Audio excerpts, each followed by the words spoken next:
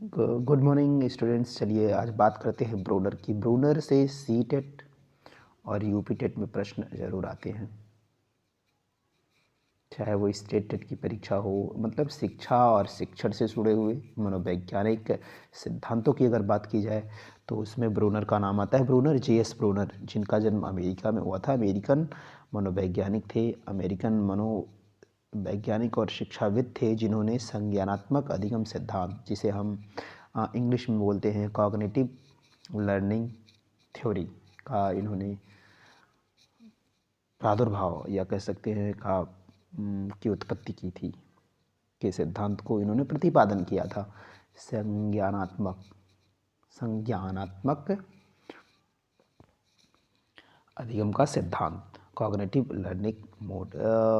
Brunner ने बताया कि शिशु जो होता है, शिशु की अनुभूतियों का मानसिक रूप से विकास, शिशु अनुभूति कैसे करता है, परसेप्शन कैसे करता है, उसके अंदर इसका जो मोड है वो 3 मोड माना गया है। जो शुरुआती मोड होता है वो कहलाता है इनएक्टिव मोड, मतलब कि सक्रियता विधि। जैसे भूख लगने पर बच्चा रोने लगता है, तो ये क्या है, इनएक्टिव मोड में है। बाई बर्थ से लेके 18 महीने का जो पहला समय होता है, या उसको हम कह सकते हैं 0 से लेके 18 महीने की बात अगर करें, तो इसमें कौन सा मोड होता है, इनएक्टिव मोड होता है, इनएक्टिव मोड। इसके बाद जो मोड आता है वो उसका नाम है आइकॉनिक मोड। ठीक है, आइकॉन मतलब क्या होता है, आइकॉनिक मोड होता है, आइकन मतलब एक तरीके से दृश्य है, प्रतिमा होती है ना। तो 18 से लेकर 24 महीने तक की जब बात की जाए, 24 महीने का बच्चा जो होता है वो दृश्य प्रतिमा विधि का उपयोग करने लगता है। वही अनुभूतियों के मानसिक रूप से विकास का जो दूसरा मोड है वो आइकॉनिक मोड है, और तीसरा मोड कहलाता है सिंबॉलिक मोड। सिंबॉलिक मोड क्या होता है, सिंबॉलिक का मतलब होता है सिंबल, संकेत, यानी सांकेतिक विधि, जो कि 7 वर्ष से लेके ऊपर के जो भी बच्चे होते हैं 7 वर्ष से इस मोड की शुरुआत होती है। ब्रूनर ने कहा है कि शैशवावस्था और बाल्यावस्था में ही चिंतन की प्रक्रिया प्रारंभ हो जाती है, और आत्मदर्शी चिंतन बहुत ही आवश्यक है। लर्निंग के लिए आत्मदर्शी चिंतन बहुत ही आवश्यक है, और हर विषय की संरचना होती है, उसके मूल में संप्रत्यय और नियम होते हैं, उन्हें हमें समझना होता है कि स्ट्रक्चर क्या है, उसके रूल्स क्या हैं और उसकी मेथड क्या है, उन्हें हमें समझना होता है। तभी हम ज्ञान को संभव बना सकते हैं, लर्निंग प्रोसेस को सफल बना सकते हैं।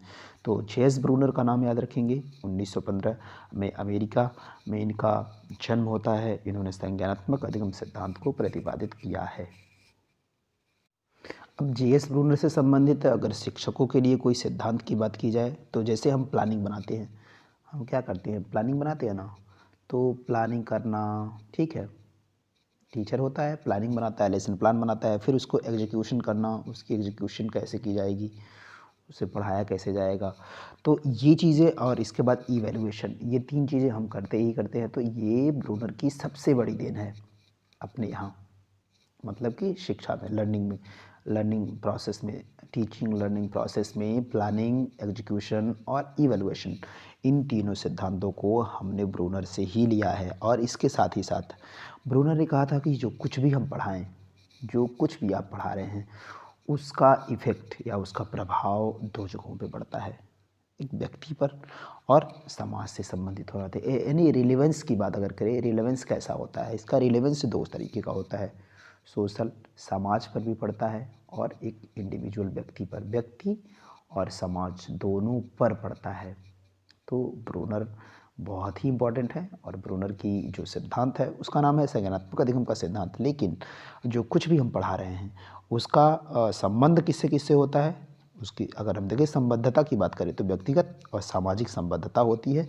और साथ ही साथ ब्रूनर ने ये भी बताया कि हमें जो प्लानिंग, एग्जीक्यूशन और इवैल्यूएशन, ये 3 सहायक चीज़ें मिली हैं वो ब्रूनर के सिद्धांतों से ही मिली है। तो ब्रूनर जो कि अमेरिकन मनोवैज्ञानिक है, बहुत ही इम्पॉर्टेंट है सारी परीक्षाओं के लिए भी, साथ ही साथ हमें एक अच्छा शिक्षक बनाने के लिए भी। तो ब्रूनर के इन सिद्धांतों को थोड़ा सा ध्यान देने की ज़रूरत है।